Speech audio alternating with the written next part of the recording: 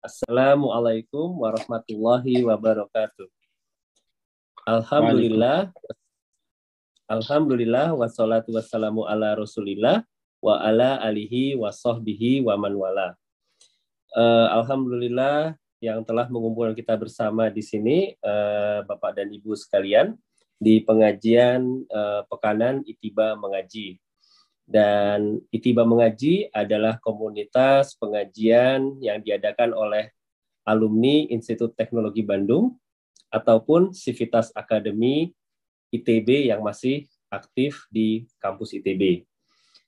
Alhamdulillah setiap Kamis malam kita belajar mengambil ilmu dari Ustazuna Ustadz Ahmad Zainuddin Al-Banjari Hafizahullah Ta'ala yang pada hari ini Kamis malam tanggal 12 Oktober 2023 kita akan melanjutkan pembahasan kita belajar kitab Al-Askaru wal Adab karya Fadilatul Syekh Dr.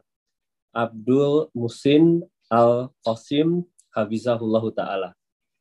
Dan kali ini adalah pertemuan yang keempat, dan pekan lalu kita sudah menyelesaikan Fadilatul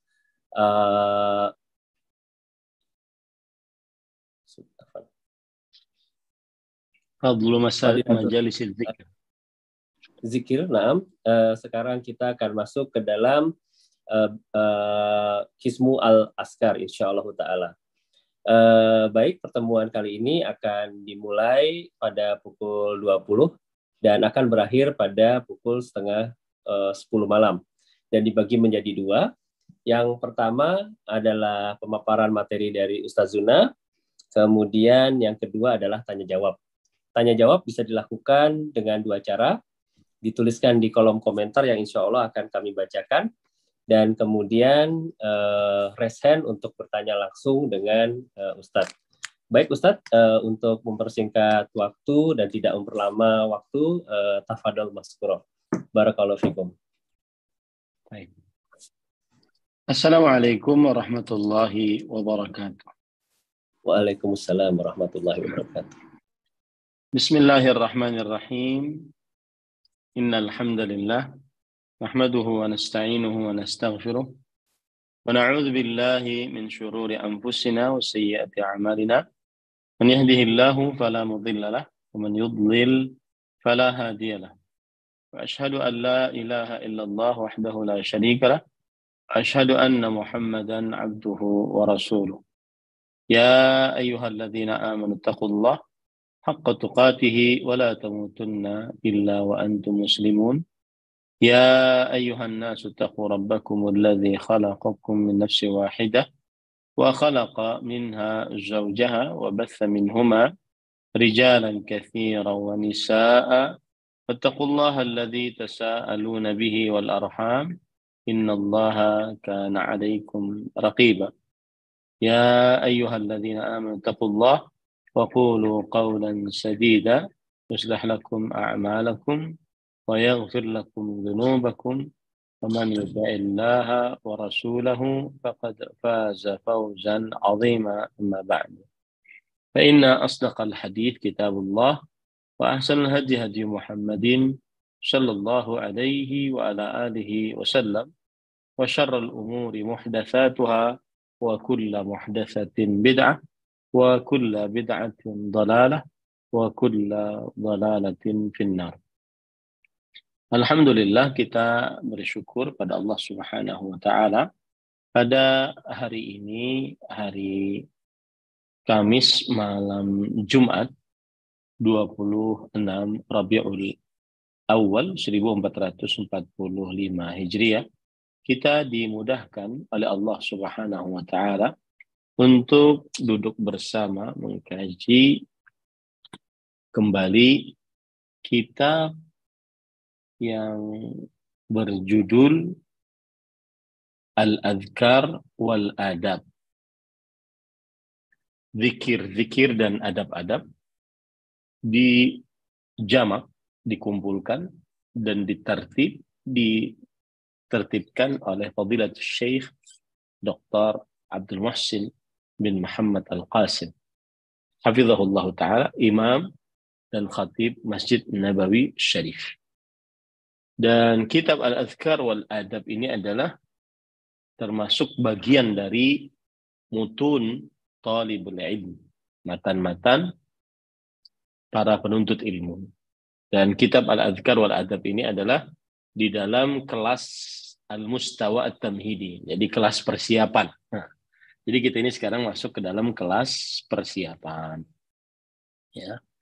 Kemudian salawat dan salam semoga selalu Allah berikan kepada Nabi kita Muhammad sallallahu alaihi wa ala alihi wasallam, pada keluarga beliau, para sahabat, serta orang-orang yang mengikuti beliau sampai hari kiamat kelak.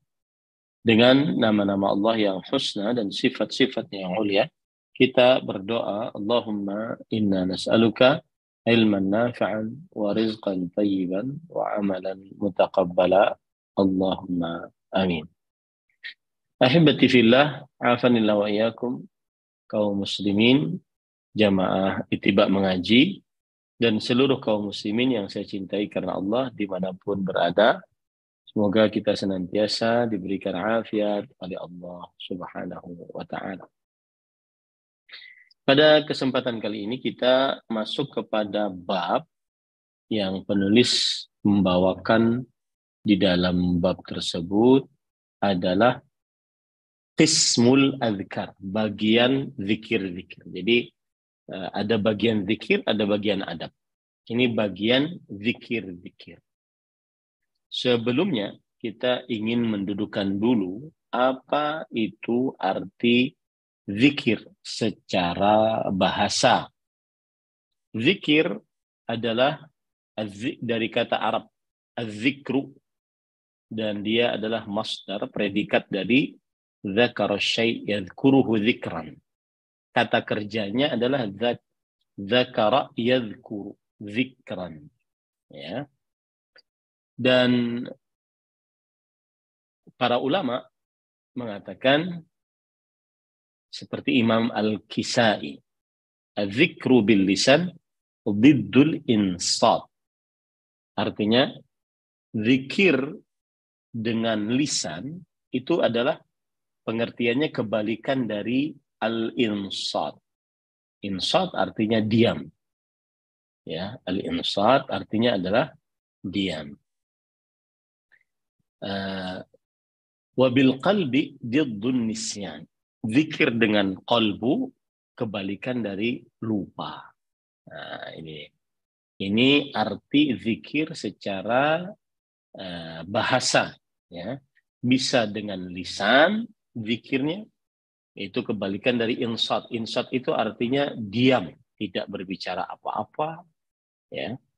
Kemudian zikir dengan qalbu diddun nisyan, kebalikan dari lupa. Ya, kebalikan dari lupa. Kemudian para ulama bahasa juga mengatakan zikir mempunyai beberapa makna. Asy-syai' yajri 'ala lisan atau ma yantiqu bih. Sesuatu yang diucapkan dengan lisan. Ya. Nah, itu disebut dengan zikir secara bahasa. Seperti Allah berfirman dalam surat Maryam ayat 2, "Dzikru rahmati rabbika 'abdahu Zakaria." Artinya penyebutan rahmat Rabbmu kepada hambanya Zakaria.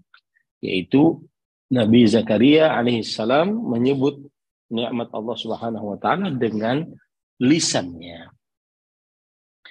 Kemudian makna yang kedua, istihdharu syai' fil qalb diddun nisyan. Makna yang kedua adalah menghadirkan sesuatu di dalam qalbu. Kebalikan dari lupa tadi. Zikir dengan lisan berarti kebalikan dari diam. Zikir dengan qalbu kebalikan dari lupa. Nah, kemudian para ikhwan yang dirahmati oleh Allah Subhanahu wa ta'ala, adapun secara istilah syariat, maka zikr adalah zikrul abdi li rabbih. Seorang hamba mengingat Allah Subhanahu wa ta'ala bil ikhbaril mujarrad an dzatih aw sifatih أو أفعاله أو أحكامه أو بتلاوة كتابه أو بمسألته ودعائه أو بإنشائه الثناء عليه بتقديسه وتمجيده وتوحيده وحمده وشكره وتعظيمه. Zikir dengan makna istilah syariat adalah seorang hamba mengingat Allah Subhanahu wa taala. Baik dengan mengabarkan tentang zat Allah, sifat Allah, perbuatan Allah, hukum-hukum Allah, atau dengan membaca Al-Quran, atau dengan berdoa, atau dengan memujinya, mensucikannya, mentauhidkannya, atau dengan bersyukur kepadanya, mengagungkannya. Nah, ini para ikhwan yang dirahmati oleh Allah Subhanahu wa taala. Jadi, zikir adalah seorang hamba mengingat Allah Subhanahu wa taala. Baik dengan zikir tentang mengingat tentang zat Allah, sifat Allah, perbuatan Allah, hukum-hukum Allah, atau dengan membaca Al-Quran, kitabullah, berdoa kepada Allah, ya, atau memuji Allah, atau mensucikan Allah dari kekurangan, atau mentauhidkan Allah, atau bersyukur kepada Allah Subhanahu wa ta'ala. Nah, ini para ikhwan yang dirahmati oleh Allah Subhanahu wa ta'ala. Kemudian para ikhwan yang dirahmati oleh Allah Subhanahu wa ta'ala,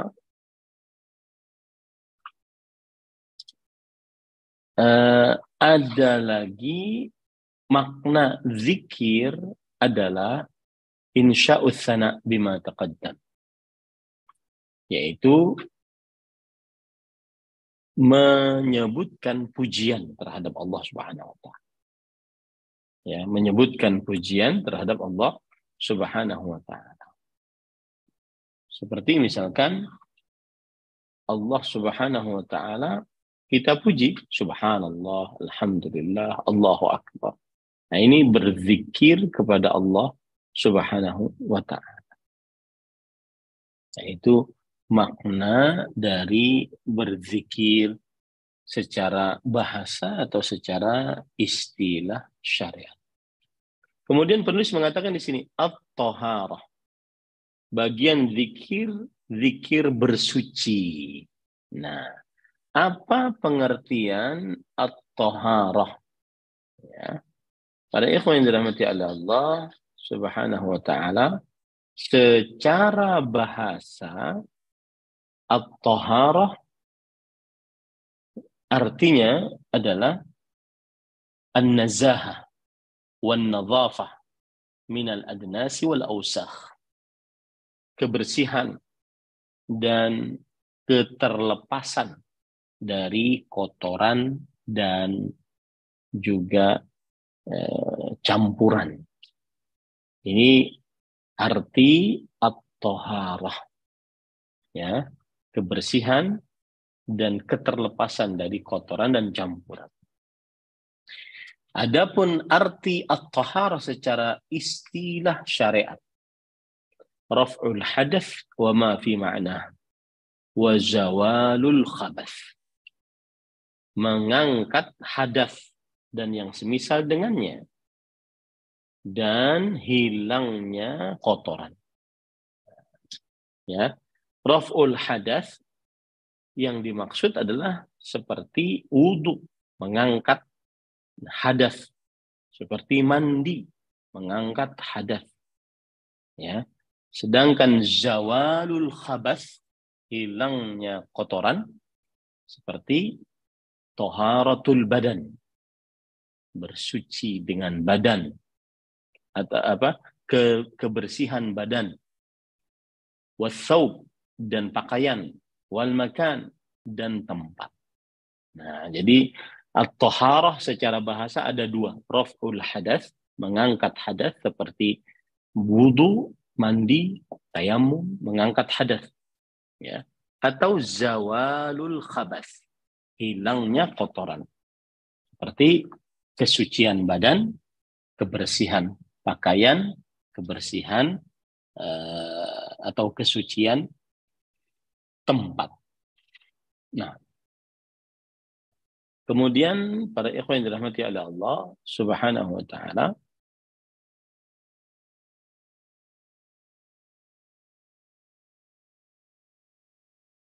ya itu cukup ya, tohar. Berarti kita sekarang membicarakan tentang zikir-zikir berkaitan dengan bersuci. Nah, kemudian penulis mengatakan di sini al-khamis, yaitu zikir yang kelima, dukhulul khala, zikir masuk al-khala. Apa itu al-khala? Al-khala adalah makanu qada'il hajah, tempat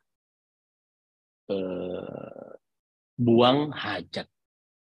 Ya, zikir masuk ke dalam al-khala, tempat buang hajat, apa? Ya, berdasarkan hadis yang sahih.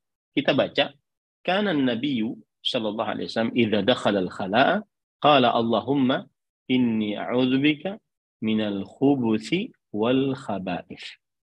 Adalah Nabi Muhammad sallallahu alaihi wasallam jika masuk al-khala, tempat buang hajat, beliau senantiasa mengucapkan Allahumma inni a'udzubika minal khubuthi. Al-khubuth, ya Allah, aku berlindung denganmu dari khubus. Khubus adalah dzukranus syayatin, setan laki-laki.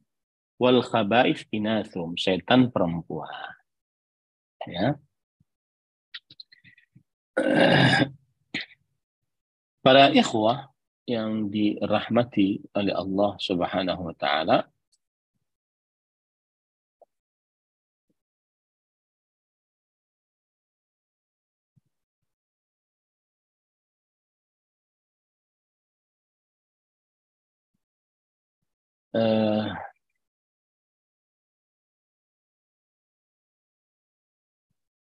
ya, itu tadi dalil dari hadis Rasul sallallahu alaihi wasallam disunnahkannya mengucapkan zikir ketika masuk ke dalam al-khala, yaitu tempat buang hajat.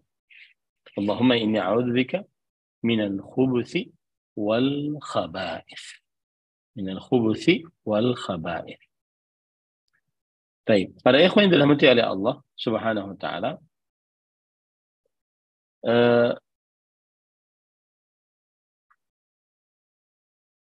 timbul pertanyaan.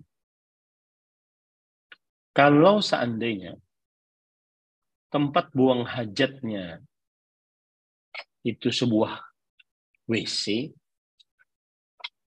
yang ada kamarnya, maka berarti kapan kita mengucapkannya?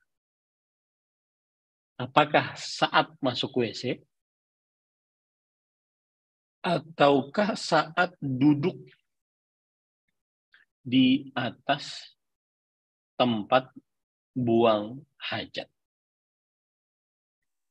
Maka wallahu alam, yang terlihat dari hadis ini, kana idza dakhalal khala, apabila beliau masuk ke tempat buang hajat. Nah, sekarang jadi masalah adalah buang hajat di zaman Rasulullah SAW tentunya berbeda dengan buang hajat saat sekarang ini. Buang hajat kadang-kadang bisa dilakukan di tempat yang jauh dari pandangan manusia. Berarti tidak ada bangunannya, tidak ada pintunya.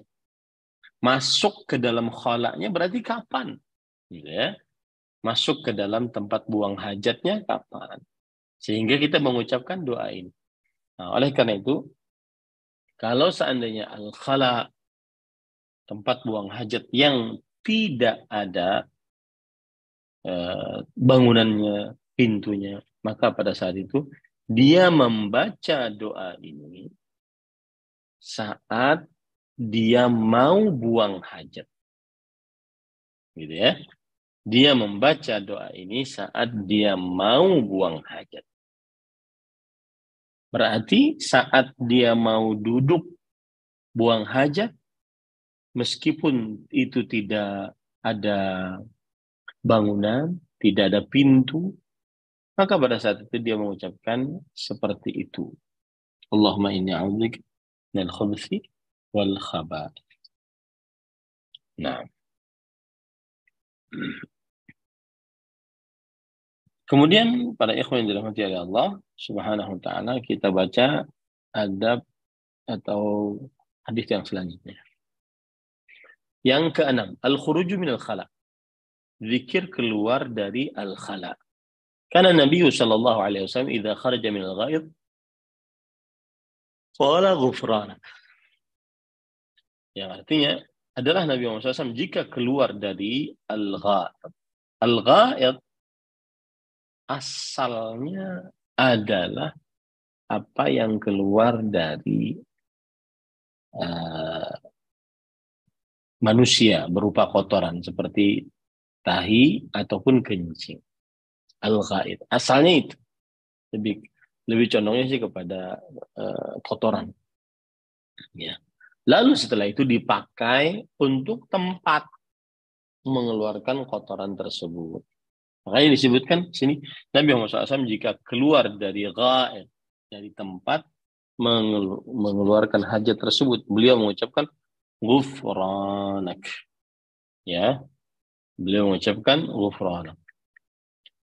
Yang arti dari ghufranaka, Allahumma ghfirli. Ya Allah, berikan aku maghfirah. Nah, para ikhwan yang dirahmati oleh Allah Subhanahu wa taala, di sini disebutkan tentang ghufran. Ya Allah, ampunilah dosa-dosaku. Sekarang, apa hikmah orang yang baru buang hajat, lalu ketika keluar dia mengucapkan ghufran? Maka para ikhwan yang dirahmati oleh Allah disebutkan oleh penulis kitab Aunul Ma'bud Syarah Sunan Abi Dawud, kenapa dimintakan ampunan ketika keluar dari al-khala? Jawabannya ada dua. Al-awwal annahu sallallahu alaihi wasallam sa'al al-maghfirah min tarkihi dzikrallahi fil dzalikal waqt fi tilkal hal. Bahwa Nabi Muhammad sallallahu alaihi wasallam memohon kepada Allah maghfirah karena meninggalkan zikir kepada Allah pada waktu itu dan pada keadaan itu. Nah, ini sebab yang pertama. Sebab yang kedua, huwal asyar annahu sa'ala al-maghfirah fil ajzi an syukri ni'mah fi taysiril ghada wa ibqa'i manfaati wa ikhraji fadalatihi ala suhulah fa yuaddi haqqaha bil maghfirah. Dan yang kedua ini lebih masyhur, bahwa orang tersebut meminta maghfirah. Kenapa? Karena dia lemah dari bersyukur kepada Allah. Dimudahkan makanan, ditetapkan manfaatnya untuk tubuh, kemudian dikeluarkan sisanya ya, dengan mudah. Ya. Nah, ini menunjukkan bahwa dia akan mendapatkan maghfirah. Ya, karena dia susah berzikir saat buang hajat, ya, karena dia mudah mendapatkan nikmat, bisa makan, kemudian makanan tersebut bermanfaat untuk tubuhnya, kemudian kalau tidak bermanfaat dikeluarkan, maka pada saat itu dia bersyukur kepada Allah dengan cara beristighfar agar menaikkan hak-hak Allah Subhanahu wa taala.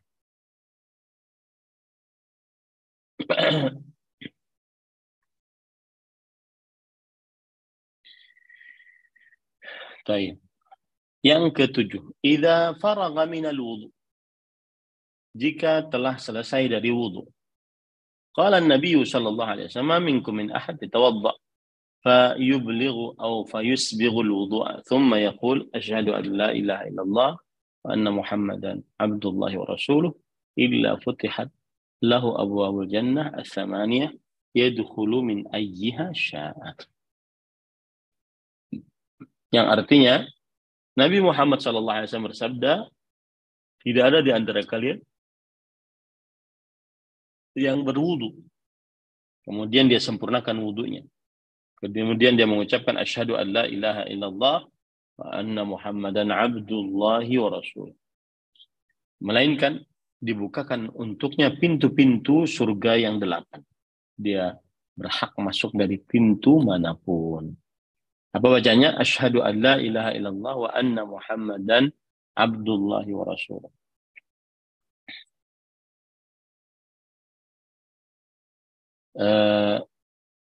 Adapun tambahan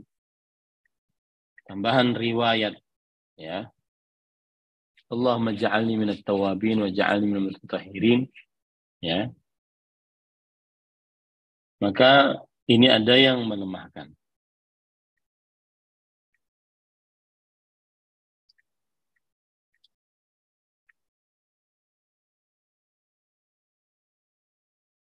Baik. Kalau kita perhatikan riwayat yang menambahkan Allahumma ja'alni minat tawabin wa ja'alni minal mutatahhirin. Para ikhwan yang dirahmati oleh Allah Subhanahu wa taala,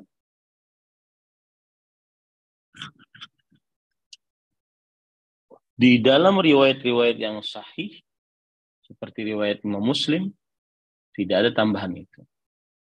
Ada dalam riwayat Imam At-Tirmidzi.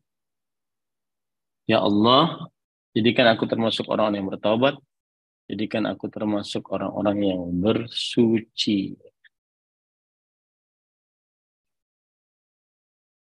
Nah, dan tambahan ini dilemahkan oleh sebagian ulama. Ya, tambahan ini dilemahkan oleh sebagian ulama.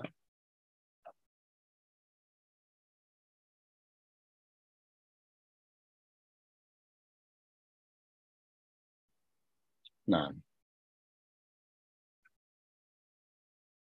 hadis ini memberikan pelajaran bahwa pintu surga ada 8. Kemudian hadis ini juga memberikan pelajaran bahwa keutamaan berdoa setelah berwudu. Keutamaan berdoa atau berzikir lebih tepatnya setelah berwudu. Asyhadu an la ilaha illallah wa anna Muhammadan abdullahi wa rasul. Nah, itu zikir setelah selesai berwudu. Termasuk di dalamnya zikir setelah selesai tayamum. Ya.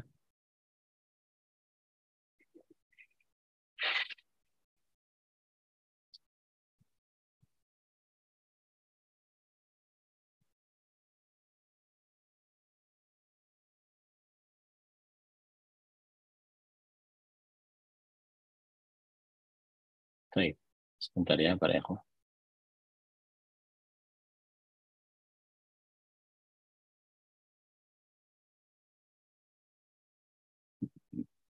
Dan hukum berdoa setelah selesai berwudu adalah sunnah.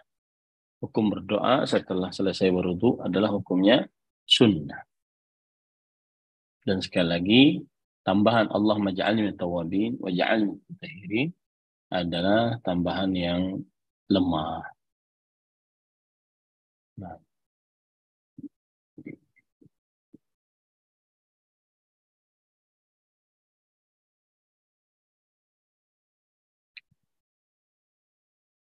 Baik. Sekarang kita masuk kepada as-salah. Zikir-zikir yang berkaitan dengan sholat. Ya. Dan pada ikhwan yang dirahmati oleh Allah Subhanahu wa taala, di sini penulis cuma mengatakan 3 jenis zikir. Ketika masuk ke dalam WC atau tempat buang hajat, ketika keluar, kemudian ketika telah selesai dari berwudu. Nah.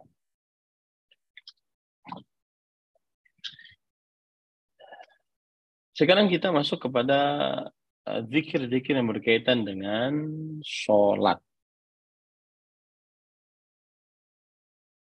pengertian sholat. Ya. Apa pengertian sholat secara bahasa? As-shalah atau as-salatu secara bahasa artinya adalah ad-du'a. Sebagaimana perkataan Imam An-Nawawi rahimahullah, as-salatu fil lugha ad-du'a wa summiyat bis-salatu syar'iyyatu salatan lijtimaliha alayhi wa hadha huwa sahih. Wa bihi qala jumhur min ahli al-lugha wa ghairuhum wa ghairihim wa ghairuhum min ahli at-tahqiq. Imam An-Nawawi rahimahullah taala berkata dalam kitab Al-Majmu' Syarhul Muhadzab, salat secara bahasa artinya adalah doa. Dinamakan salat sesuai dengan syariat adalah salat karena di dalam salat terdapat banyak doa. Dan inilah pendapat jumhur. Ya. Nah.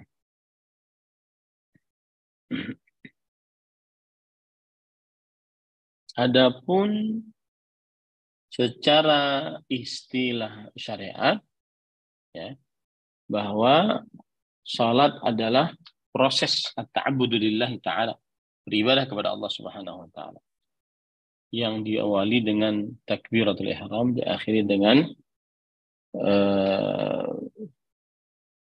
salam, diakhiri dengan salam. Ya. Yang kedelapan, al-adhan. Qala an-nabiy sallallahu alaihi wasallam, "Idza sami'tumul mu'adzin faqulu mithla ma yaqul, thumma shallu 'alayya." Termasuk zikir-zikir ketika salat adalah yaitu mengumandangkan azan.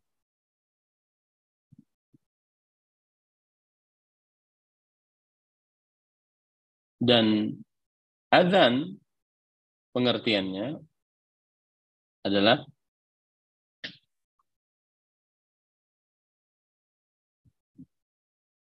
sebentar ya. Al-i'lam. Secara bahasa azan artinya adalah al-i'lam. Dan secara istilah syariat at-ta'abbudu lillah bi dzikrin makhsus ba'da dukhuli waqti shalah lil i'lami biha. Berzikir kepada Allah dengan zikir yang khusus setelah masuk waktu sholat untuk memberitahukan atau untuk pengumuman. Nah, itu adzan atau pengertian adzan secara bahasa dan secara istilah syariat.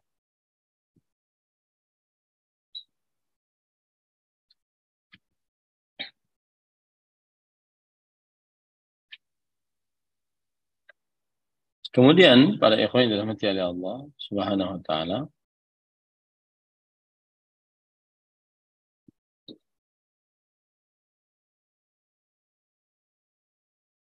keutamaan azan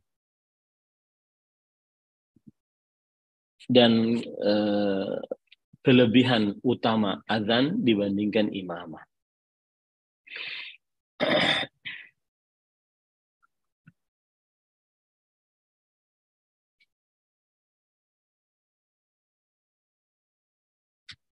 Nah, keutamaan azan.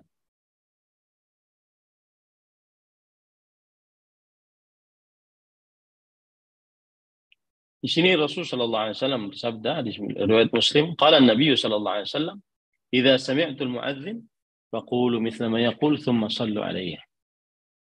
Jika kalian mendengar seorang muadzin mengumandangkan azan, maka ucapkanlah seperti apa yang ia ucapkan. Kemudian bersalawatlah atasku. Ini zikir yang semestinya dibaca saat azan.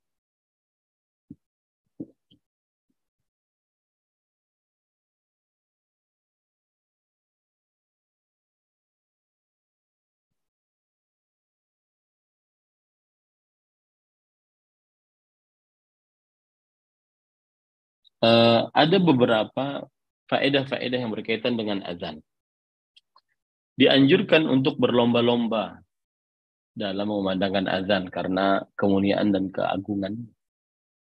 Dalam hadis dari Bukhari dan Muslim dari Abu Hurairah radhiyallahu anhu, Rasulullah SAW bersabda, "Lau ya'lamun nasu ma fin nida was-saff al-awwal, thumma lam yajidu illa an yastahimu alaih lastahamu."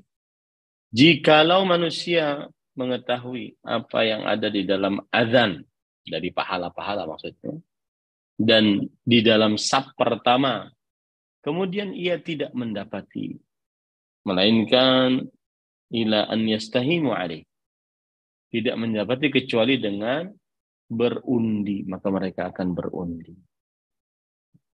Ini keutamaan azan.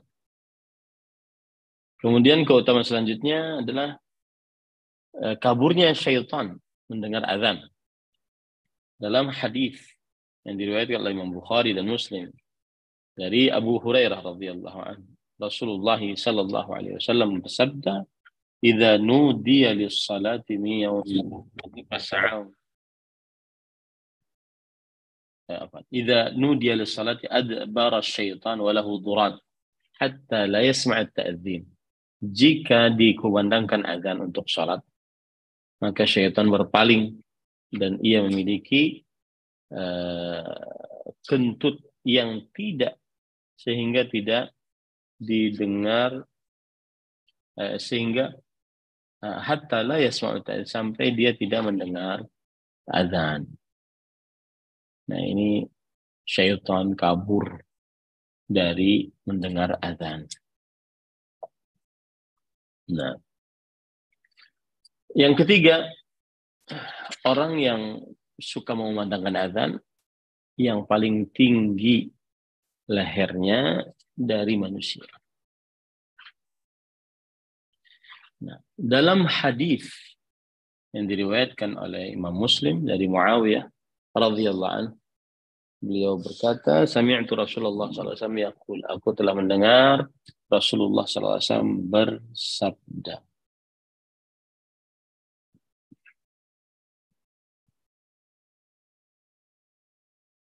Al-mu'minun al-mu'adzinun atwalun nasi 'anaqan yaumil qiyamah. Orang yang memandangkan azan sebagai manusia yang paling tinggi pada hari kiamat. Nah, yang keempat, al-mu'adzin yughfaru lahu mada sawtih wa yashhadu lahu kullu ratbin wa yabis. Yang keempat adalah orang yang mengumandangkan azan diampuni dosanya sepanjang suaranya dan disaksikan setiap yang kering atau yang basah.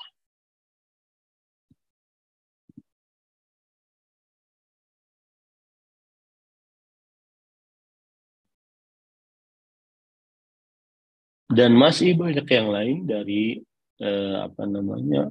keutamaan azan, karena bukan itu tempat kita ya. Nah, di sini jika kalian mendengar muadzin, ucapkan apa yang ia ucapkan. Nah, seorang yang apabila dia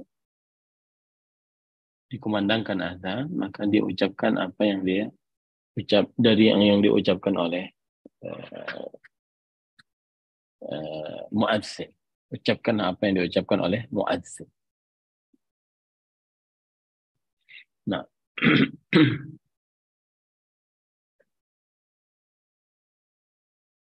sebenarnya kalau berbicara fikih lebih panjang lagi, ya.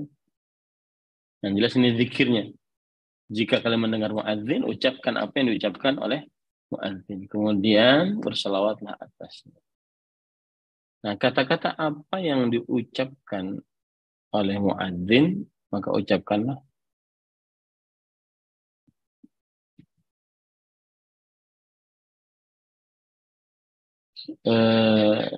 Kemudian berselawatlah atasku.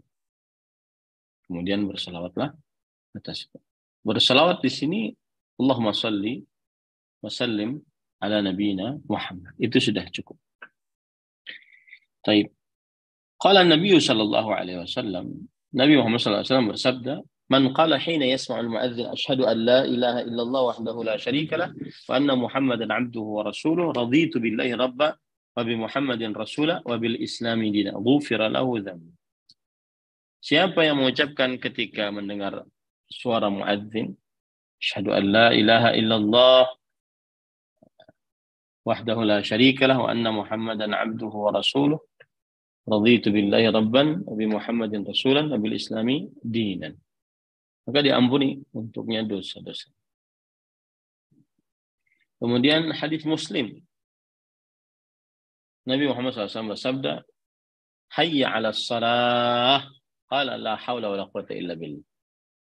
Jadi ada orang muadzin mengucapkan hayya 'alas shalah, ya, maka beliau mengucapkan la haula wala quwwata illa billah. Tsumma qala hayya 'alal falah, kemudian beliau bersabda hayya 'alal falah, bagaimana? Qala la haula wala quwwata illa billah. Nah, ini adalah perbedaan ucapan. Kan asal hukumnya adalah mengucapkan apa yang diucapkan oleh muadzin, kecuali pada hayya 'alas shalah, hayya 'alal falah. Qala an-nabiy sallallahu alaihi wasallam qala hina yasma'u nida Allahumma rabb hadhihi ad-da'wati at-tammah was-salati al-qa'imah ati Muhammadan al-wasilah wal-fadilah wab'athhu al-maqama mahmudan alladhi wa'adtah halat lahu syafa'ati yaum al-qiyamah. Siapa yang mengucapkan saat dikumandangkan azan, ya Allah Rabbana rabb hadhihi ad-da'wati, ya Allah Rabb yang memiliki undangan yang sempurna ini, yaitu azan, wassalatil qa'imah, dan salat yang diberdirikan dengan sebab azan tadi, ati Muhammadan wasilat wal fadilah, berikanlah kepada Muhammad sallallahu alaihi wasallam wasilah. Wasilah di sini maksudnya adalah manzilatun fil jannah la tambaghi illa lin nabi sallallahu alaihi wasallam, yaitu kedudukan dalam surga tidak pantas kecuali untuk Nabi Muhammad sallallahu alaihi wasallam. Wal fadilah, dan fadilah adalah kedudukan yang lebih daripada seluruh makhluk. Wab'athhu maqaman mahmudah, dan bangkitkanlah ketika dikumandangkan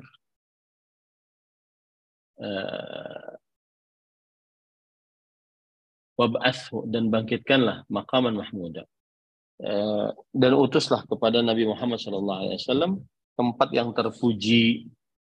Tempat yang terpuji maksudnya adalah syafaat. Syafaat yang diberikan atau didapatkan oleh manusia seluruhnya dari Nabi Muhammad SAW setelah dapat izin dari Allah Subhanahu wa taala, yaitu agar disegerakan hisab. Agar disegerakan hisab. Maka yang seperti pahalanya halat lahu syafaati yaumil qiyamah. Halal untuknya syafaat pada hari kiamat.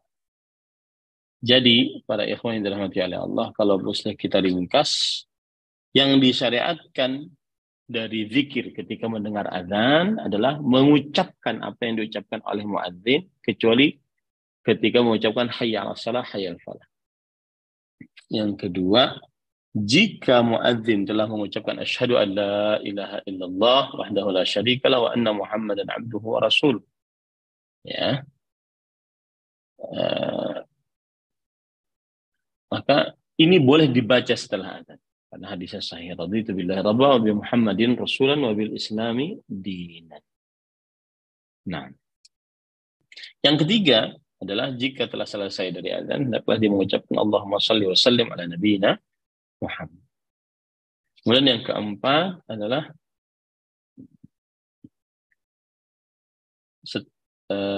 yaitu setelah mengucapkan salawat atas Nabi Muhammad SAW, maka berdoa Allahumma rabb hadhihi ad-da'wati at-tammah wa salatil qa'imah ati Muhammad al-wasilah al-fadilah wa ba'athhu maqaman mahmudan alladhi wa'adtah.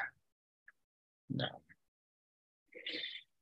Kemudian yang kesembilan, dukhulul masjid wal khuruju minhu. Zikir masuk ke masjid dan keluar dari masjid. Qala Nabi sallallahu alaihi wasallam, "Idza dakhala ahadukumul masjid falyaqul Allahumma iftah li abwaab rahmah." Nabi Muhammad SAW bersabda, jika salah seorang dari kalian masuk ke dalam masjid, maka ucapkanlah, Allahumma iftah li abwaab rahmatik. Ya Allah, bukakan untukku pintu-pintu rahmat. Dan jika beliau keluar, falyaqul Allahumma inni as'aluka min fadlik. Allahumma inni as'aluka min fadlik. Baik, cukup kiranya. Kita kembalikan acara kepada akhi Pak Nugroho. Wallahu a'lam. Nah. Masya Allah, barakallahu fikum Ustaz, jazakumullah khairan atas penjelasannya.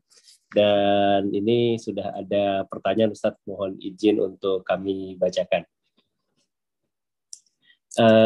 Bismillah, mau tanya tentang wudhu Ustaz.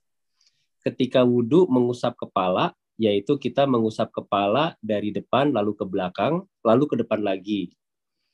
Apakah buat perempuan, nisa, yang rambutnya panjang, harus sama seperti itu Ustaz? Ini pertanyaan dari Bapak Suhana. Barakallahu fikum Ustaz. Fikum barak, jazakumullah khair atas pertanyaannya. Maka jawabannya, mengusap kepala untuk perempuan bisa dari belakang, bisa dari depan. Kalau dari depan begini, ya, basahi dulu, kemudian dijalankan rambut di atas rambut, lalu sampai ke sini. Karena rambut perempuan itu panjang, maka dia ambil dari bawah rambutnya, kemudian dia jalankan lagi dari depan, dari belakang ke depan. Nah, tanpa harus mengurutkan rambutnya satu-satu. Yang penting tangannya dan jalan dari depan ke belakang, dari belakang ke depan. Allahu a'lam. Nah. Jazakumullah khairan Ustaz atas penjelasannya, semoga jelas bagi penanya. Bapak dan Ibu, Ikhwani Fillah wa Fiddin, apabila ada pertanyaan silahkan dituliskan di kolom komentar atau raise hand, nanti insya Allah akan langsung kami bukakan dan silahkan untuk bertanya langsung kepada Ustaz Zuna.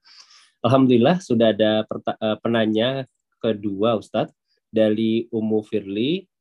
Ana bukakan ya, tafadoli Ummu Firly untuk langsung bertanya kepada Ustaz Zuna. Barakallahu fikum. Fiki. Iya, bismillah. Assalamualaikum warahmatullahi wabarakatuh, Ustaz. Assalam. Ini Ustaz, tadi disampaikan Ustaz tentang hikmah dari hufronaka Ustaz. Yang nomor satu adalah Rasulullah meminta ampun karena meninggalkan zikir, seperti itu. Terus yang kedua, orang tersebut meminta ampunan karena lupa bersyukur. Sepertinya ini ada dua redaksi yang berbeda ya Ustaz. Nomor satu ada pengkhususan Rasulullah, tapi yang kedua orang tersebut seperti itu. Yang dimaksud orang tersebut itu apa? Ya kita manusia seperti kami ini untuk mengucapkan seperti itu. Terus yang kedua tentang ini Ustaz, bacaan doa setelah adzan itu tadi yang asyhadu an la ilaha illallah la syarikalah wa asyhadu anna muhammadan abduhu wa rasuluh raditu billahi robba wa bil islami dina. Kalau misalkan doa itu digabungkan setelah kita membaca doa Rabbana, setelah doa adzan Allahumma rabbana hadita watita mah, itu apakah boleh ya Ustaz? Jadi dua doa yang digabungkan menjadi satu setelah selesai adzan. Demikian Ustaz pertanyaan dari Ana, barakallahu fiik, jazakallahu khairan. Bismillah, alhamdulillah, wassalatu wassalamu ala rasulillah wa ala alihi wasahbihi wa wala. Amma ba'd, sama saja, tidak ada perbedaan untuk yang pertama dan yang kedua. Bahwa kenapa kita mengucapkan ghufranaka, karena saat di dalam tempat buang hajat kita tidak bisa berzikir, kita atau Rasulullah SAW, sama saja. Kemudian yang sebab yang kedua adalah yaitu tidak bersyukur ataupun kurang mantap syukurnya Padahal sudah banyak nikmat yang Allah berikan. Baik itu makanan, kemudahan minuman, kemudian juga kemudahan untuk buang hajat. Nah, akhirnya kita bersyukur. Ya, baik itu redaksinya untuk Rasulullah atau untuk kita, wallahu a'lam. Kemudian yang kedua yaitu ketika adzan. Ketika adzan ini apakah boleh seseorang mengucapkan di akhir saja gitu. Allahumma rabb hadhihi wa tatammu salatul qa'imah ati Muhammadan al-wasilata wal fadilah wa ba'athu maqaman mahmudan alladhi wa'adta raditu billahi rabba wa bi Muhammadin rasula wa bil islami dina. Jawabannya tidak, karena ini bacaan adalah ketika mengucapkan ketika muadzin mengucapkan asyhadu an la ilaha illallah, ya. Kemudian dia mengucapkan asyhadu an la ilaha illallah la syarika lahu anna Muhammadan abduhu wa rasuluhu raditu billahi rabba bil islami wa bi Muhammadin rasula bil islami din. Wallahu a'lam. Nah, Alhamdulillah, jazakumullah khairan atas penjelasannya Ustadz. Semoga menjadi jelas bagi ibu penanya. Dan ini sudah masuk lagi melalui kolom chat dahulu nih. Dari Kang Eka. Bismillah. Izin bertanya Ustadz. Jika masuk ke Masjidil Haram atau Masjidil Nabawi, zikir keluar masuknya di mana Ustadz? Maksudnya membaca zikir keluar masuk masjidnya itu di mana? Titik yang mana atau area yang mana? Juga langkah kaki kanannya di mana? Barakallahu fikum. bismillah, alhamdulillah. Untuk Masjid Nabawi adalah yang ketika masuk dari pagar hijau, yang bangunan yang luas. Kemudian adapun kalau orang sudah masuk dari pagar hijau itu berarti dia sudah masuk masjid. Karena masjid adalah bangunan yang digunakan untuk sholat dan dibatasi dengan pembatasan. Dan untuk Masjid Nabawi sekarang itu pagar hijau itu. Ya, adapun untuk Masjidil Haram maka masuk masjidnya adalah ketika ada bangunan dari Masjidil Haram itu, dari pintu manapun. Ya. Wallahu a'lam. Nah. Alhamdulillah, jazakumullah khairan atas penjelasannya Ustadz. Semoga jelas bagi Kang Eka dan semoga kemudahan kepada beliau untuk bisa umroh ataupun bisa haji kembali. Amin ya rabbal alamin. Ini berikutnya ada dari Ibu Anazega Ustadz. Kepada Ibu Anazega, Anda sudah bukakan. Tafadol untuk di-unmute dan bertanya langsung kepada Ustazuna. Tafadoli. Bismillah. Jazakumullah khairan Bapak Operator. Assalamualaikum warahmatullahi wabarakatuh Ustaz. Izin bertanya. Ada hadis Rasul kita ya Ustadz yang menyuruh ajarinlah sholat anak kalian di umur 7 tahun dan jika sudah 10 tahun tidak mau sholat dipukul ya Ustadz ya. Nah, saya sendiri suka mengajarin anak dari kecil itu Ustadz, dari umur 3 tahun itu suruh diajarin sholat. Nah itu sikap yang seperti itu tidak qanaah dengan perintah Rasul kita atau seperti apa ya Ustadz? Mohon penjelasannya atau nasihatnya. Jazakumullah khairan. Assalamualaikum warahmatullahi wabarakatuh. Bismillah, alhamdulillah, wassalatu wassalamu ala rasulillah wa ala alihi wa ashabihi wa ala amma ba'd. Adapun untuk mengajari anak umur 3 tahun, maka boleh saja diajari, akan tetapi yang diperintahkan umur 7 tahun. Itu pun umur 7 tahun diperintahkan. Ya, mengajarinya boleh, tapi memaksanya sampai dia harus sholat, bangun subuh, ya belum waktunya. Ya, semuanya ada waktunya. Nah, wallahu a'lam.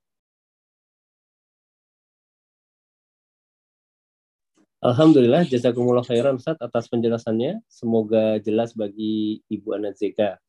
Dan ini sudah masuk lagi melalui kolom chat dari Anda bacakan dari Ibu Ida Rasyad dari Swedia dahulu. Assalamualaikum warahmatullahi wabarakatuh. Assalamualaikum Ustaz. ingin mempertegas saja Ustadz, doa setelah azan itu yang apa sambungannya Allahumma ja'alni minal mutahahirin wa aj'alni minal solihin, tidak ada dalilnya sesuai sunnah, jadi bisa ditinggalkan ya Ustadz. Barakallahu fikum. Allahumma ja'alni minat tawabin wa ja'alni minal mutatahhirin. Sebagian ulama melemahkannya. Maka jika seseorang menganggap itu adalah lemah, maka berarti dia tidak memakainya. Kalau seandainya dia menganggap bahwa itu hadis sahih, maka dia boleh membacanya. Jadi tergantung dia mengambil pendapat yang mana. Wallahu a'lam. Alhamdulillah, jazakumullah khairan Ustadz. Semoga jelas bagi Ibu Ida Rasyad. Dan pertanyaan berikutnya dari kolom chat, ini dari Bapak atau Ibu Suhana kembali. Bismillah, izin bertanya lagi Ustadz. Larangan menyebut nama Allah Azza wa Jal di kamar mandi atau toilet itu khusus untuk tempat buang hajat saja atau kamar mandi secara keseluruhan juga Ustadz? Soalnya ini sepertinya kamar mandi beliau, kamar mandi dan toilet terpisah Ustadz. Jazakumullah khairan. Bismillah, alhamdulillah, wassalatu wassalamu ala rasulillah. Itulah tadi apa yang sudah dijelaskan, jawaban atas pertanyaan-pertanyaan seperti ini. Ada kamar mandi yang kadang-kadang buat mandi saja, ada yang kamar mandi besar, ada tempat mandi khusus, ada tempat buang hajat khusus. Maka jawabannya adalah membaca doa ini saat mau meletakkan diri ketika buang hajat, gitu ya. Misalkan kamar mandinya besar, kemudian di dalam kamar mandi itu ada tempat mandi, gitu ya, yang bisa berenang, kemudian ada tempat buang hajatnya, buang air besar, ada tempat bahkan berias di dalam situ. Nah, ini kapan mengucapkannya? Maka jawabannya adalah mengucapkannya saat mau buang hajat. Jadi kalau kita di kloset, maka saat mau duduk baru ucapkan itu. Ketika di depan pintu kamar mandinya tidak mengucapkan itu. Ya. Wallahu a'lam. Nah. Jazakumullah khairan Ustaz. Semoga jelas bagi Bapak atau Ibu Suhana yang bertanya. Ya, alhamdulillah ini sudah ada penanya lagi dari Kang Eka lagi Ustaz. Kepada Kang Eka, Ana bukakan tafadhol untuk langsung bertanya kepada Ustaz. Barakallahu fikum. Barakallahu. Ya, Afan Ustaz, melanjutkan yang pertanyaan yang tadi, berarti kalau misalnya ini Ustaz, misalnya di Masjid Nabawi, kan misalnya pada salat jamaah, itu katakanlah kalau di dalam masjid kan berusaha ingin di saf pertama itu kan sangat berdesak-desakan sekali. Kadang itu pas lagi ini di saf pertama itu kan bisa direbut orang, misalnya katakanlah kita di situ didesak sampai susah bergeraknya, dan seperti itu kondisinya kadang-kadang seperti itu Ustaz. Nah terus tapi kalau begitu tadi yang Ustaz bilang batasannya seperti itu berarti daripada mungkin berdesak-desakan di saf pertama yang di dalam masjid, lebih baik apakah mungkin lebih baik keluar masjid tapi masih ada di jalur yang saf pertama itu Ustaz. Nah itu pertanyaan pertama. Terus kedua, kadang-kadang juga menemukan kondisi di mana ada yang memilih lebih baik sholatnya pada salat jamaah di daerah Raudhah daripada di saf pertama. Nah itu kalau begitu bagaimana Ustaz? Mohon nasihatnya. Barakallahu fikum Ustaz. Bismillah, alhamdulillah, wassalatu wassalamu ala rasulillah wa ala alihi wa sahbihi wa ala amma ba'd. Untuk pertanyaan pertama, berkaitan sebenarnya dengan pertanyaan kedua. Fakta di lapangan sekarang, imam itu di Raudhah. Ya. Jadi kalau saya boleh berikan gambar ya, agar bisa mengetahui apa yang saya maksud. Ya. Nah, ini ada gambar yang ingin kita perlihatkan. Nah, sekarang, untuk saat sekarang ya, saf pertama itu di sini. Kemudian dulu saf pertama itu di sini. Nah, ini gambarnya. Nah, sekarang untuk saf pertama itu di sini nih.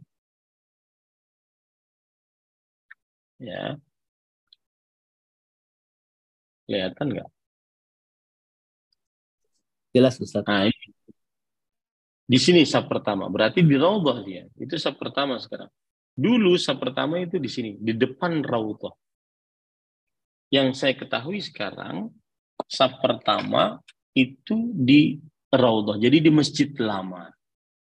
Nah, untuk saf yang di depannya, yang juga digunakan untuk berziarah dan mengucapkan salam kepada Nabi Muhammad SAW, maka itu digunakan untuk orang berziarah kubur Nabi Muhammad SAW dan dua sahabatnya. Berarti kalau Pak Eka tadi bertanya tentang saf pertama itu sejajar meskipun di luar bangunan Masjid Nabawi, maka jawabannya usahakan yang sejajarnya bukan yang tepat pintu babus salam, tetapi yang tepat dengan raudhah, ya, yang tepat dengan raudhah. Pintu babus salam itu yang mana? Di Masjid Nabawi, ya. Nih, saya ambilkan gambar. Nah, ini para ikhwan yang dirahmati oleh Allah Subhanahu wa taala adalah pintu babus salam di Masjid Nabawi. Sedangkan pintu untuk sholatnya bukan di sini sekarang. Ini pintu babus salam di Masjid Nabawi.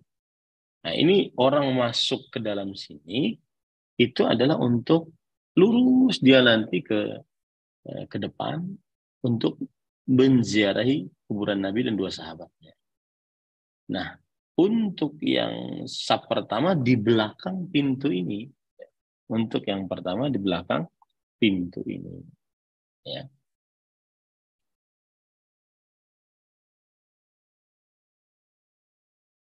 Nah, ini bentar ya, saya carikan. Nah, ini lebih jelas.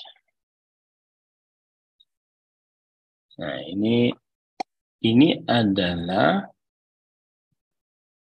yang, nah ini babus salam. Di sebelah sini ada pintu. Nah, ini nih. Nah, jadi saf pertamanya sekarang itu di sini, di belakang babus salam itu. Sejajar. Itu saf pertama. Kalau dia nyambung, iya, berarti dia di saf pertama Masjid Nabawi. Meskipun dia di luar bangunan. Tidak mengapa. Karena Masjid Nabawi itu batasannya adalah yang mengelilinginya yaitu pagar hijaunya. Yang mengelilinginya adalah pagar hijaunya. Ini saya ambilkan gambar misalkan ini ya. Nah,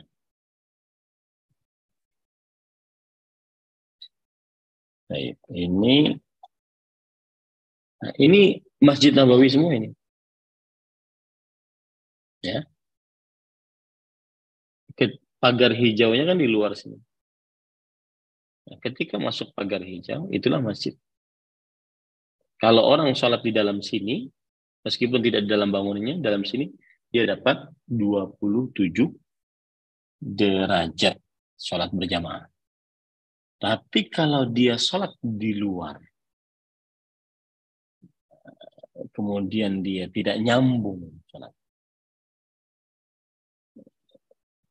apakah kalau dia sholat di luar pagar, apakah dia dapat 1000 sholat sebagaimana dijanjikan oleh Rasul Sallallahu Alaihi Wasallam. Maka jawabannya tidak. Yang dapat hanya di dalam ini tadi. Di dalam ini saja. Ya. Wallahu a'lam. Nah, pertanyaan kedua ya, sama. Pertanyaan kedua sama. Nah, Alhamdulillah. Sebelum dilanjutkan, Ustadz, izin bertanya. Yang disebut dengan pintu Babus Salam di Masjidil Nabawi, itu berbeda dengan pintu 2 Abu Bakar ya, Ustadz? Abu Bakar di belakangnya. Oh. Babus Salam itu salam Yang gate masuk di depannya. Nomor 1. Ya, nomor 1. Babus Salam. Ada tulisannya itu. Babus Salam. Ya. Nah. Jazakumullah khairan, Ustaz. Baik, mohon izin untuk penanya berikutnya, Ustaz. Dari Bapak atau Ibu Nasiwa, mungkin Ibu Nasiwa, beliau bertanya, Bismillah, Afan Ustaz izin bertanya, bagaimana hukumnya jika atasan menunda upah atau uang lelah kegiatan pegawai di saat ada event di tempat kerja sudah selesai tapi baru dibayar 10 hari kemudian atau bisa sebulan kemudian? Ini sepertinya di luar topik, Ustaz. Mohon izinnya. Jadi bagaimana atasan apabila menunda upah atau uang lelah kegiatan pegawai di saat ada event di tempat kerja sudah selesai tapi baru dibayarnya 10 hari setelah acara tersebut selesai atau bisa sebulan kemudian? Barakallahu fikum, Ustaz. Coba ulangi gimana? Apa hukumnya? Bagaimana hukumnya jika bos ya menunda upah atau uang lelah dari pegawai yang mempersiapkan sebuah acara di saat ada event di tempat kerja, ya, dan baru dibayar 10 hari atau sebulan kemudian setelah acara tersebut selesai, Ustaz. Barakallahu fikum. Bismillah, alhamdulillah, wassalatu wassalamu ala Rasulillah. Tidak benar seorang yang mempekerjakan orang lain untuk menunda pemberian upah kalau seandainya itu event ya, kecuali atas kesepakatan. Karena Rasulullah SAW bersabda, "A'tul ajira ajrahu qabla an yajiffa 'araquhu." Berikan kepada pegawai upahnya sebelum kering keringatnya, sebelum kering keringat. Jadi kalau seandainya seseorang menggunakan event, maka dia sesuai dengan kesepakatan kapan dia harus membayar. Kapan dia harus membayar. Kalau seandainya dia membayarnya langsung setelah event, maka dia wajib untuk membayarnya. Kalau tidak, maka dia sesuai dengan kesepakatan. Wallahu a'lam. Jazakumullah khairan, Ustadz, atas jawabannya. Semoga jelas bagi penanya ya. Dan ini ada pertanyaan lagi, Ustadz, dari Ibu Ida Rasyad kembali dari Swedia. Ustadz, satu lagi izin bertanya. Ketika keluar dari masjid, kan mendahulukan kaki kiri dulu, baru kaki kanan. Tapi jika kita memakai sandal, mau keluar masjid, pakai sandalnya kanan dulu, Ustadz. Jadi otomatis keluar dari masjid, jadinya kaki kanan dahulu. Bagaimana Ustadz sebaiknya? Karena dari masjid itu langsung tanah. Demikian Ustadz. Barakallahu fikum. Bismillah, alhamdulillah. Yang jelas Ibu usahakan ketika keluar dari masjid, yang keluar kaki kiri. Ketika memasang sendal, maka pasang sendalnya kaki kanan. Itu intinya. Kalau seandainya tidak sesuai, maka disesuaikan. Gitu. Disesuaikan. Maksudnya disesuaikan itu, ya keluarnya dengan kaki kanan dari masjid, keluar dari masjid dengan kaki kanan, lebih didahulukan, kemudian memakai sendalnya dengan kaki kanan. Ya, Afwan. Keluar dari masjid kaki kiri, ya.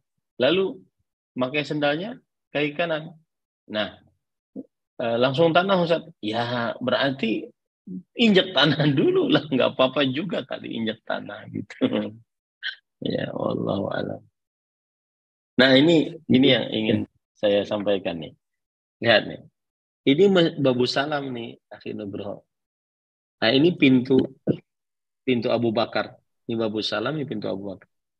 Nah, sekarang sholatnya itu sejajar dengan sini nih. Ya. Sholatnya. Jadi kalau ingin sholat ya di sini. Saf pertamanya sekarang.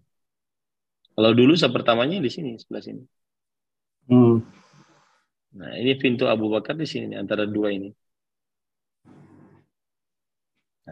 Nah, Ustaz, jazakumullah khair. Jelas sekali, Ustaz. Barakallahu fikum. Baik, Ustaz, sambil menunggu penanya berikutnya, mohon izin bertanya, Ustaz. Tadi sudah disampaikan zikir ataupun doa setelah kita mendengarkan azan. Lalu, apakah kita bisa menggunakan doa yang sama pada saat muazin selesai iqomah, Ustaz? Jadi masih ada waktu antara imam bertakbiratul ihram dengan sebelumnya selesainya iqomah. Apakah kita bisa menggunakan doa yang sama? Barakallahu fikum, Ustaz. Afwan, ulangi. Belum begitu paham. Jadi tadi disebutkan oleh Ustadz doa setelah kita mendengarkan azan atau azan selesai, kita sebaiknya berdoa. Dan apakah kita bisa menggunakan doa tersebut dengan doa yang sama untuk muazin yang selesai membaca iqomah, Ustadz. Jadi masih ada waktu antara iqomah selesai dan imam takbiratul ihram. Apakah kita bisa membaca doa yang sama? Allahumma rabbi hazihil da'wati tamah dan seterusnya, Ustaz. Barakallahu fikum. Intinya yang ingin ditanya adalah adakah doa untuk azan gitu dan iqamah gitu ya, untuk azan dan iqamah. Maka jawabannya adalah asal hukumnya azan dan iqamah dibaca doa setelahnya. Tapi yang lebih dikatakan adalah azan. Adapun doa setelah iqamah, maka dia tidak terlalu ditekankan karena pengambilan dalilnya secara umum saja.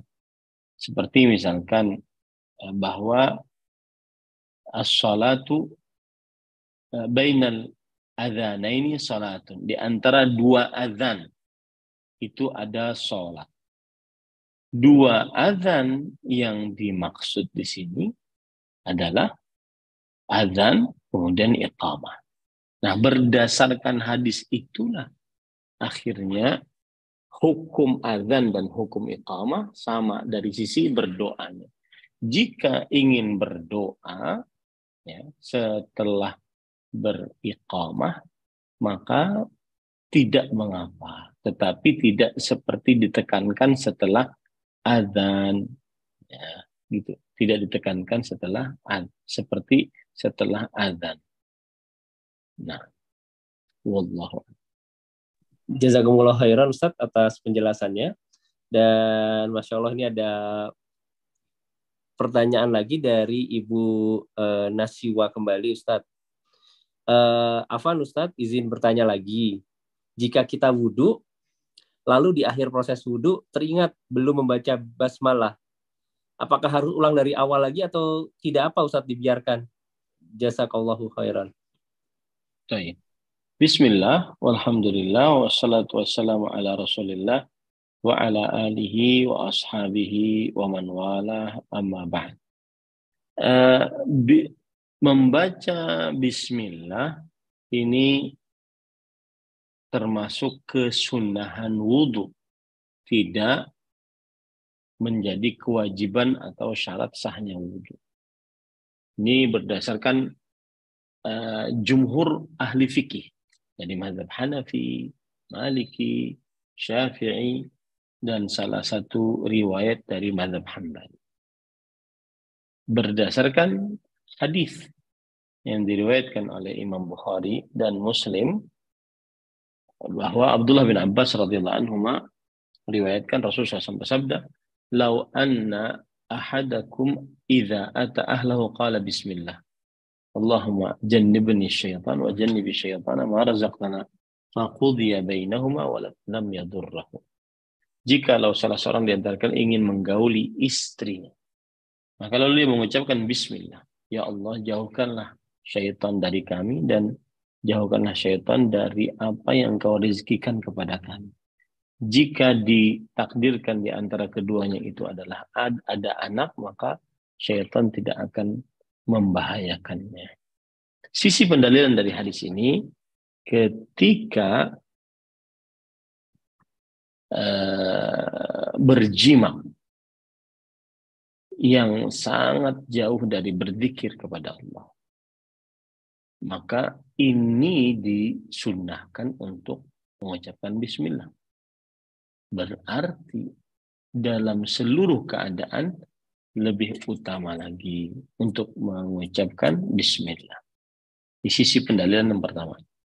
Sisi pendalilan yang kedua, pengucapan bismillah disyariatkan menurut kebanyakan dari perkara.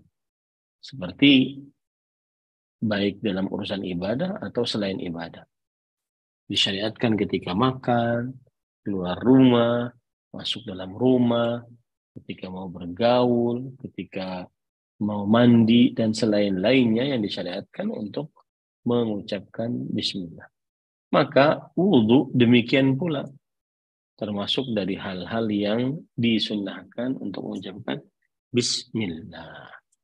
Nah, begitu. Jadi ketika dia sunnah, maka pada saat itu tidak diwajibkan untuk mengerjakannya kalau ketinggalan. Wallahu a'lam. Alhamdulillah, jazakumullah khairan Ustaz atas penjelasannya. Dan ini rupanya pertanyaan yang sepertinya beliau ingin sekali bertanya Ustaz, dari Ibu Ida Rosyad kembali. Dan semoga Bapak dan Ibu, ini adalah pertanyaan terakhir sebelum nanti kita mendengarkan nasihat dari Ustaz Zuna.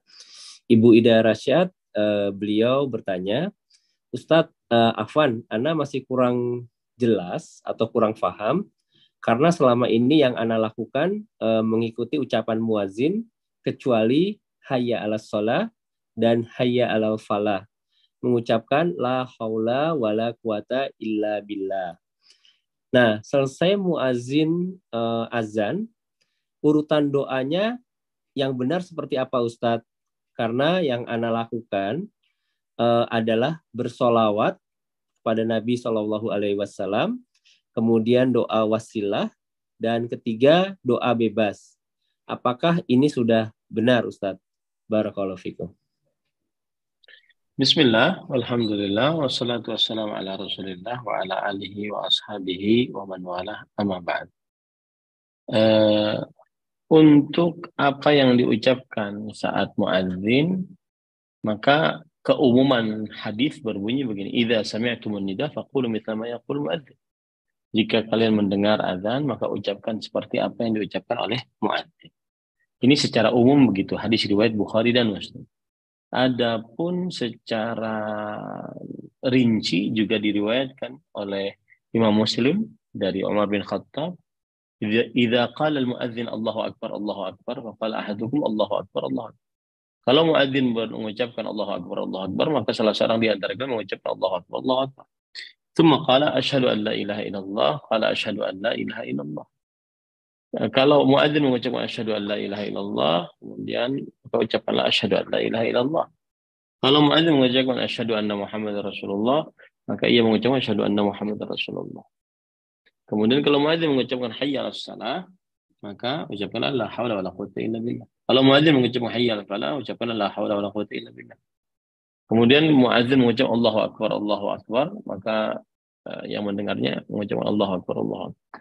Kemudian mengucapkan muadzinnya la ilaha illallah, kemudian yang mendengar mengucapkan la ilaha illallah. Dari dalam hatinya, maka niscaya dia masuk ke dalam surganya Allah Subhanahu wa taala. Nah, di sana ada lagi hadis yang diriwayatkan oleh Imam Muslim. Jika kalian telah mendengar muadzin mengucapkan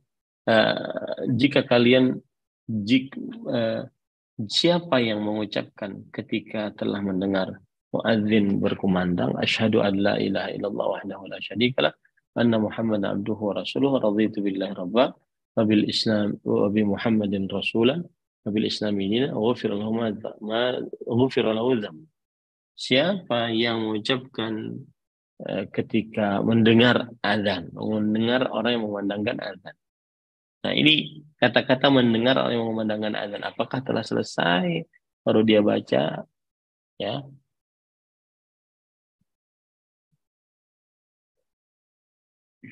Maka pada saat itu belum ada kejelasan apakah dia membacanya di selesai azan atau tidak. Tapi ada riwayat dalam Mustakhraj Abu Awana bahwa berbunyi begini, man qala hina yasma'ul muadzin, barang siapa yang mengucapkan ketika mendengar orang yang mengumandangkan azan, asyhadu an la ilaha illallah.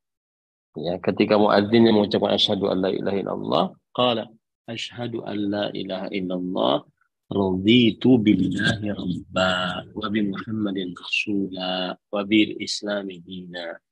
Nah, itu dia. Ketika dia mengucapkan asyhadu an la ilaha illallah, muadzin yang mengucapkan itu, maka yang mendengarnya asyhadu an la ilaha illallah, raditu billahi rabba wa bi Muhammadin rasula wa bil Islami dina.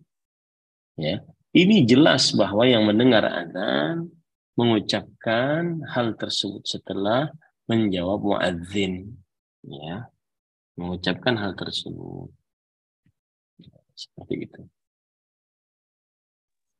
Kemudian ada hadis juga riwayat Imam Muslim, idza sami'tumul muadzin faqulu mithla ma yaqul. Jika kalian mendengar apa yang diucapkan oleh muadzin, ucapkanlah sebagaimana yang ia ucapkan. Tsumma shallu alayya. Lalu bersolawatlah atasku. Nah, maka berarti ucapan selawat ini setelah mengumandangkan azan.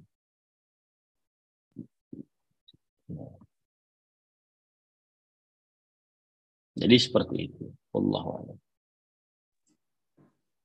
Alhamdulillah, jazakumullah khairan Ustaz atas jawabannya, penjelasannya buat kami semua. Bapak dan Ibu, karena waktu juga maka kita cukupkan, dan sebelum kita tutup kami memohonkan nasihat dari Ustaz Zuna untuk kami semua yang insya Allah sangat bermanfaat buat kita semua. Tafadhol Ustaz, barakallahu fikum. Bismillah, walhamdulillah, wassalatu wassalamu ala rasulillah wa ala alihi wa ashabihi wa man wala amma ba'd. Ada perkataan disebutkan di dalam kitab Akhlaqul Ulama yang ditulis oleh Imam Al-Ajurri. Sufyan bin Uyainah rahimahullah ta'ala berkata, "Idza kana nahara safihin wa layla jahilin, fama asna'u bil ilmi alladhi katabtu." Jika waktu siangku perbuatannya seperti orang-orang safih, bodoh, dungu, dan waktu malamku perbuatannya seperti orang-orang jahil, bodoh, maka apa yang aku perbuat dengan ilmu yang aku tuntut selama ini? Ini adalah pelajaran yang agung. Semestinya para penuntut ilmu memperhatikannya. Kebiasaan para salafus saleh bahwa ilmu nampak pada diri mereka, di dalam ibadah mereka, di dalam akhlak mereka, di dalam muamalah mereka. Al-Hasan Al-Basri rahimahullah berkata, "Kana ar-rajul idza talaba al-ilm lam yalbath an yura dhalika fi basarihi wa takhashshu'ihi wa lisanihi wa yadihi wa salatihi wa zuhdihi." Adalah seseorang jika sudah menimba ilmu agama, maka tidak berapa lama akan nampak pengaruh ilmu tersebut di dalam pandangannya, kekhusyuannya, lisannya, tangannya, kemudian sholatnya, dan sikap zuhudnya. Nah, ini para ikhwan yang dirahmati oleh Allah Subhanahu wa ta'ala. Jadi orang yang sudah menuntut ilmu agama harus berbeda sikapnya dengan orang yang belum duduk di majelis ilmu. Jangan sampai Sama dengan orang-orang yang tidak belajar ilmu agama. Ada semacam haibah, semacam marwah yang dia jaga karena dia sudah menimba ilmu agama. Tidak boleh sembarangan nongkrong, tidak boleh sembarangan duduk, ngobrol, tidak boleh sembarangan ketawa hahaha. Tetapi ternampak di dalam dirinya bekas dari penuntutan ilmu yang dia dapatkan, baik itu dalam ibadahnya, akhlaknya, muamalahnya. Wallahu a'lam. Semoga bermanfaat. Masya Allah, barakallahu fikum, jazakumullah khairan Ustadz atas nasihatnya, dan insya Allah sangat bermanfaat buat kami semua, para penuntut ilmu. Baik Bapak dan Ibu, kita tutup majelis kita pada malam hari ini dengan baca doa kifaratul majelis. Subhanakallahumma wa bihamdika ashadu alla ilaha illa anta astaghfiruka wa atubu ilaih. Wassalamualaikum warahmatullahi wabarakatuh. Waalaikumsalam. Jazakumullah khairan Ustaz.